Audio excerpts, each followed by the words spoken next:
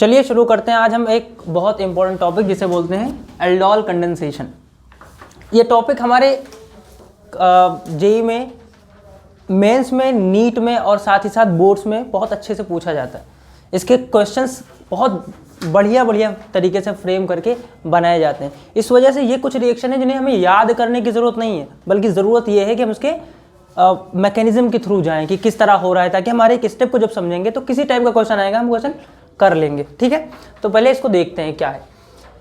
देखिए, इसी को अगर हम ब्रेक करें तो यहीं से एक चीज़ हमें समझ में आती है, क्योंकि यहाँ है एल्डोल से ये निकला है एल्डिहाइड से, एल्डोल ये निकला है एल्डिहाइड से, और ऑल जो है ये है अल्कोहल। ठीक है,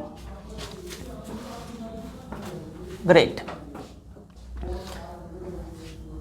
अब देखिए, रिएक्शन होती है ऐसे कार्बोनिल ग्रुप्स की, ऐसे कार्बोनिल ग्रुप जिनके पास अल्फा हाइड्रोजन मौजूद हो। अल्फा हाइड्रोजन वो होता है कि अगर आपके पास कोई ग्रुप लगा है, उसके बगल वाला जो उसका पड़ोसी है उसे बोलते हैं अल्फा कार्बन, और उसके साथ जो मौजूद होता है उसे बोलते हैं अल्फा हाइड्रोजन। तो जिन जिन लोगों के पास अल्फा हाइड्रोजन मौजूद होता है उन्हें बोलते हैं अल्फा हाइड्रोजन। जिनके पास मौजूद है वो ये रिएक्शन प्रोसीड करते हैं आगे। ठीक है, सबसे पहली कंडीशन तो यही है। क्यों प्रोसीड करते हैं ये देखने वाली बात, वो ये इस वजह से करते हैं क्योंकि यहाँ पर बनेगा CH2- C double bond OH। ठीक है, तो यहाँ पर बेसिकली हमें ये जो नेगेटिव चार्ज है, जो एनायन बना है, ये इनके साथ है कंजुगेशन में, और इस कंजुगेशन की वजह से होता है स्टेबल। ठीक है, इस वजह से ये जो अल्फा हाइड्रोजन है, ये जो हाइड्रोजन है, ये होता है एसिडिक, क्योंकि ये रेजोनेंस की वजह से स्टेबलाइज है। इस वजह से रिएक्शन प्रोसीड करते हैं आगे। अगर आपके पास कोई एल्डिहाइड या कीटोन जिसके पास अल्फा हाइड्रोजन मौजूद हो, आपको रिएक्शन कराई जाए OH- आपको दिया हो या बेस दिया हो, वो भी कैसा दिया हो, डाइल्यूट दिया हो, या आपको कभी कभी दे सकता है कि ये 50% KOH का हम यूज़ कर रहे हैं। कितने का?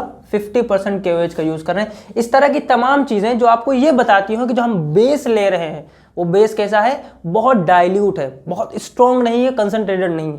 ठीक है, तब हम क्या कौन सी रिएक्शन कराएंगे? Aldol condensation. कैसे होती है वो देखिए। यहाँ पर हमारे पास है CH3COH, इसे बोलते हैं एसिटल्डिहाइड, इसका कॉमन नेम है, और इसे बोलते हैं इथेनॉल। अगर इसकी मैं रिएक्शन कराऊं किसके साथ?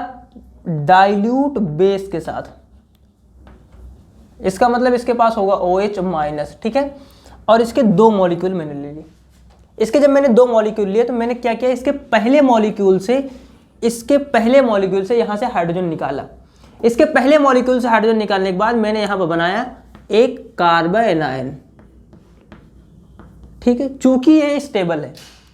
क्यों स्टेबल है? इनके पास एक कंजुगेशन हो रहा है और ये स्टेबल है। ठीक है, इस स्टेबल होने की वजह से ये हमारा बना, और इस कार्बन एनायन को हमने अटैक करवाया दूसरा वाला जो मॉलिक्यूल हमने लिया है किसका? एसिटल्डिहाइड का। और इस पर अटैक कैसे करवाया? हमारे पास पता है कि ये जो कार्बन है इसके ऊपर न्यूक्लियोफिलिक अटैक पॉसिबल है, तो हमने इसको अटैक करवाया और ये वाला बॉन्ड हमने खोल दिया। खोलने के बाद यहाँ पर CH3, ये बॉन्ड ऊपर गया तो यहाँ बना O-, ये वाला H मैंने यहाँ पर ले लिया। अटैक हुआ है CH2 का, तो मैंने इसके साथ CH2 और COH दोनों जोड़ दिया। ठीक है, तो इस तरह हमारा कुछ प्रोडक्ट दिख रहा है। क्या किया है? पहला स्टेप समझिए। पहले स्टेप में हमने क्या किया, पहले एक जो एसिटल्डिहाइड का मॉलिक्यूल था उसके साथ हमने उसका हाइड्रोजन निकाला। उस हाइड्रोजन को निकालने के बाद यहाँ बना कार्बन एनायन, जो एज अ न्यूक्लियोफाइल एक्ट किया। एज अ न्यूक्लियोफाइल एक्ट करने के बाद यहाँ पर किसके साथ अटैक किया? दूसरे वाले एसिटल्डिहाइड पे, उसके न्यूक्लियोफिलिक जहाँ पर अटैक हो सकता है। उसके बाद इन दोनों क्या बना? एडिशन प्रोडक्ट बना। क्लियर है? अब यहाँ पर हो जाएगा प्रोटोनेशन, इसके ऊपर होगा प्रोटोनेशन, तो ये बन जाएगा CH3 CHOH CH2 C double bond OH। Clear है? यहां पर अगर आप देखें तो ये है एल्डिहाइड ग्रुप, ये है अल्कोहल ग्रुप, इसी वजह से बोला जाता है एल्डोल। कंडेंसेशन जब भी कभी टर्म आएगा, अभी हम पॉलीमर में पढ़ेंगे, कंडेंसेशन कभी भी टर्म आए इसका मतलब H2O का रिमूवल है वहाँ पे।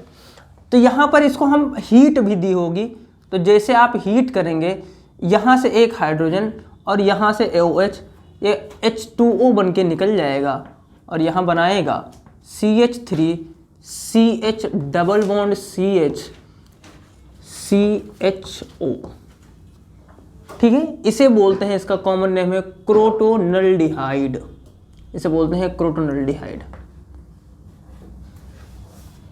ठीक है।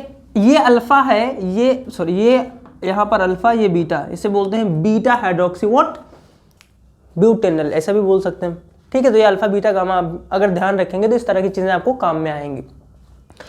इसकी रिएक्शन आप बहुत आसानी के साथ समझिए, करना कुछ नहीं है। यहाँ पर पहला हमने मॉलिक्यूल लिया एसिटाल्डिहाइड का, उस एसिटाल्डिहाइड पे ऊपर हमने क्या करवाया, अटैक करवाया किसका, OH माइनस का, वहां से निकला H, यहाँ बना न्यूक्लियोफाइल, इस न्यूक्लियोफाइल का अटैक करवाना है आपको दूसरे वाले मॉलिक्यूल पे, जैसे दूसरे वाले मॉलिक्यूल पे अटैक करवाया, ऐसे बना प्रोटोनेशन कराया, CH3 CHOH CH2 CHO बना, और उसके बाद H2O गायब। क्यों, आपको हीट दी होगी, जब भी अगर आपको हीट दी होगी तब आपको गायब करना है, अदरवाइज गायब नहीं करना है, क्लियर। तो इस तरह आप लिख सकते हैं इसे। इसमें कई सारे फॉर्म्स है, ये तो एक तरीका है कि आपके पास दोनों जो मॉलिक्यूल हैं वो कैसे हैं, सेम है, मतलब दोनों के दोनों CH3 CHO हैं, या दोनों के दोनों CH3 CO CH3 हैं। दोनों के दोनों अगर सेम है तो उन्हें बोलता है नॉर्मल एल्डोल कंडेंसेशन। लेकिन अगर हम दो मॉलिक्यूल डिफरेंट ले लें तो उसे बोला जाता है क्रॉस एल्डोल कंडेंसेशन, उसे बोलते हैं क्रॉस एल्डोल कंडेंसेशन। लेकिन अगर आपको ये तरीका पता है तो क्रॉस पूछे, इंट्रा पूछे, दुनिया कोनो चीज़ पूछे, उससे आपको कोनो मतलब नहीं। आपको सिर्फ करना क्या है, जो प्रोसेस है उसी प्रोसेस के थ्रू आपको चलते जाना है, दैट्स इट। देखिए इसको लिख लीजिए, फिर उसके बाद अपन क्रॉस एल्डोल कंडेंसेशन पढ़ते हैं।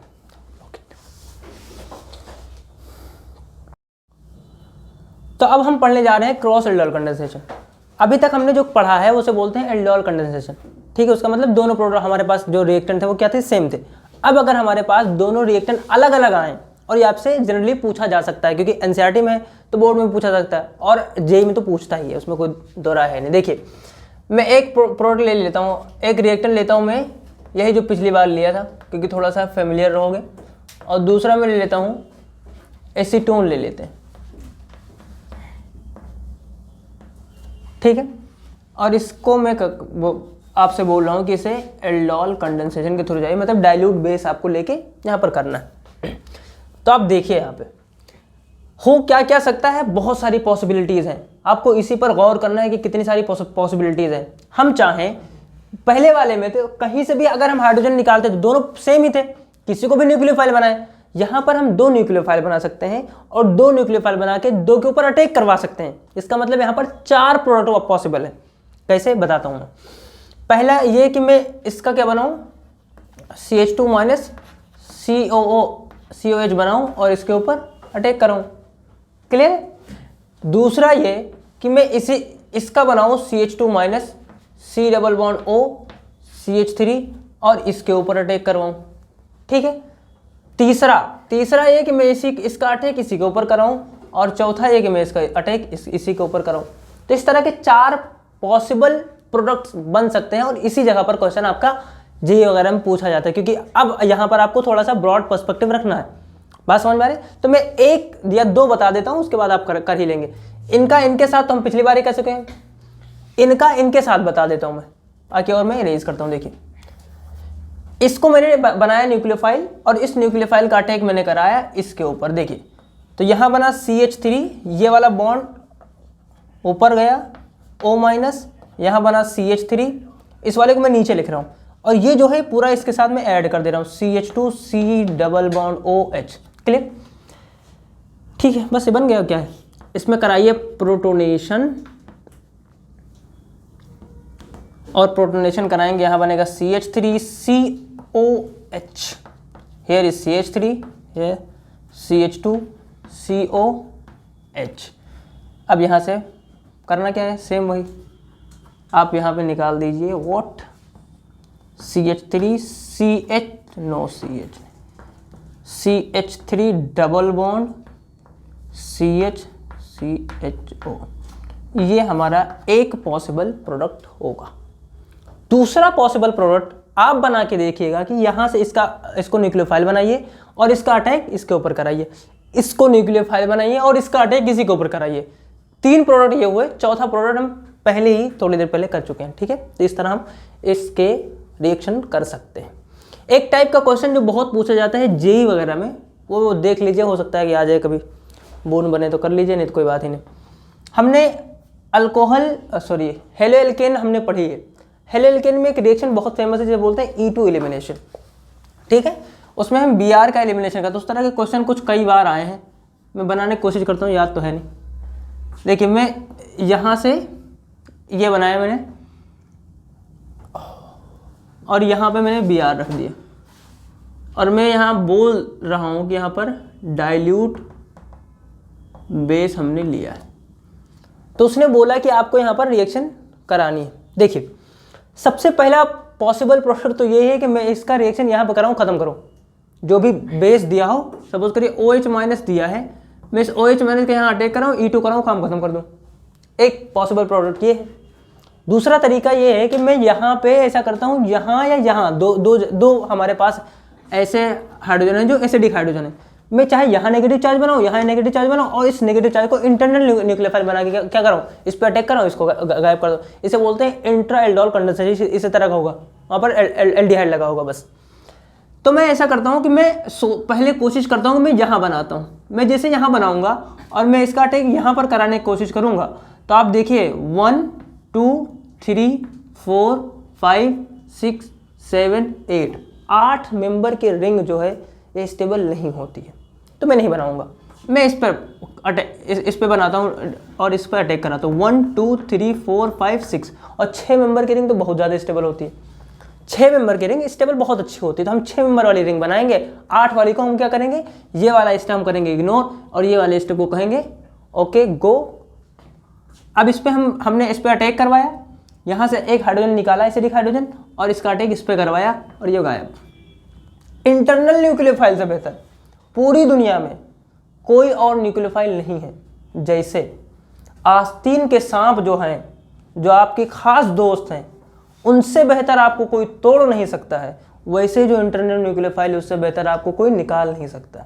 ये बात सच है, आप मतलब ज़िंदगी में भी जानते हैं और यहाँ भी जान लीजिए। इंटरनल न्यूक्लियोफाइल अगर होगा तो कोई बहुत ताकतवर आदमी भी होगा, वो भी क्या हो जाएगा, कमज़ोर हो जाएगा और निकल जाएगा वहाँ से।